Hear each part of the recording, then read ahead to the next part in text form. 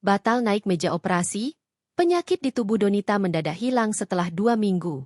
Bak keajaiban, aktris Donita mengungkap pengalaman penyakit di tubuhnya seolah diangkat. Istri presenter Adi Nugroho itu membahas soal penyakit kista yang sudah lama bersarang di tubuhnya.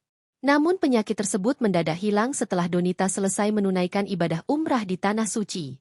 Padahal ujar Donita, selama 2 pekan di Tanah Suci ia tak menjalani pengobatan apapun.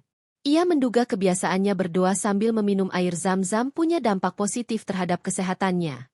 Iya benar, hilang gitu aja kistanya karena aku konsumsi air zam-zam selama umroh kemarin. Diketahui hilang, karena memang aku cek ke dokter sepulang ibadah.